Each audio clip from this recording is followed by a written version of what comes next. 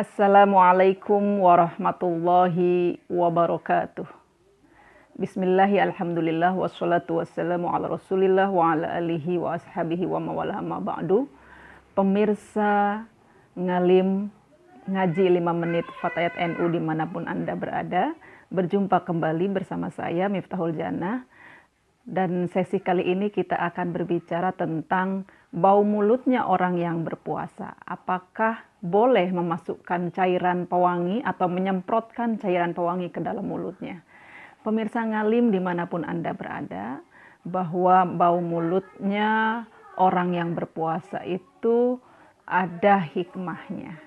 Jadi kalau orang yang berpuasa, kadang kita suka sungkan mau ngomong, mau ngobrol dengan orang, khawatir mulut kita bau.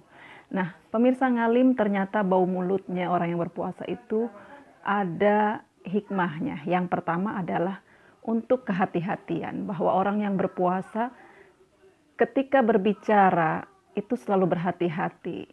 Berbicara yang baik-baik saja atau tidak berbicara kalau itu tidak ada manfaatnya, apalagi ada madorotnya. Yang kedua, orang yang berpuasa mulutnya bau itu hikmah yang lain adalah agar selalu mulut kita ini hanya melafalkan kalimat-kalimat thayyibah, dzikrullah, dzikir kepada Allah, bertadarus Al-Quran, dan ngomong yang baik-baik. Saya ingin sampaikan hadis Rasulullah sebagaimana riwayat Bukhari. Rasulullah Shallallahu Alaihi Wasallam bersabda, "Walladzi nafsi biyadihi la khulufu famis shaimi atyabu indallah yaumal qiyamati min rihil miski." Yang artinya, demi zat yang jiwaku ada di genggamannya, bahwa bau mulutnya orang yang berpuasa itu di sisi Allah pada hari kiamat lebih wangi dari minyak kasturi. Pemirsa Ngalim dimanapun Anda berada,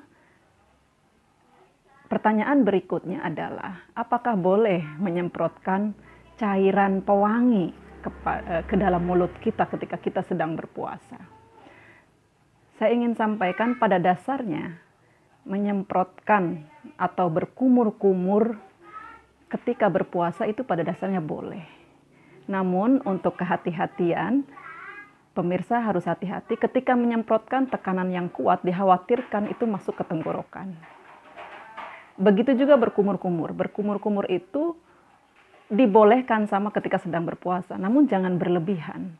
Karena dikhawatirkan kalau kita apalagi sampai mendongak-dongakkan kepala ketika berkumur-kumur, maka dikhawatirkan ada air atau cairan yang masuk ke dalam tenggorokan kita. Nah, itulah yang kemudian akhirnya membatalkan puasa. Maka untuk kehati-hatian, menyemprotkan cairan pewangi, meskipun itu halal cairannya, tidak najis ataupun yang membatalkan, sebaiknya tidak dilakukan karena berjaga-jaga, khawatir cairannya itu masuk ke tenggorokan. Begitu juga berkumur-kumur, meskipun pada dasarnya boleh ketika berpuasa orang berkumur-kumur, ketika berwudu, itu tetap harus hati-hati, menjaga jangan sampai cairannya itu masuk ke dalam tenggorokan.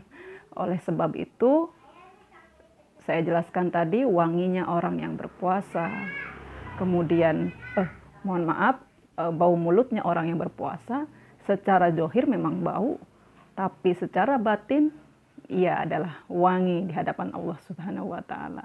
Jadi memasukkan cairan atau menyemprotkan cairan pewangi agar mulut kita wangi ketika berpuasa, sebaiknya untuk berjaga-jaga ini tidak dilakukan karena dikhawatirkan cairan tadi menyemprot ke dalam tenggorokan kita. Pemirsa Ngalim dimanapun Anda berada, itu saja yang ingin saya sampaikan. Mudah-mudahan ada manfaatnya. Insya Allah kita akan berjumpa di lain kesempatan. Akhirul kalam. Wa dumtum fil khairi wan najah. Wallahul muwaffiq ila aqwamit thoriq. Wassalamualaikum warahmatullahi wabarakatuh.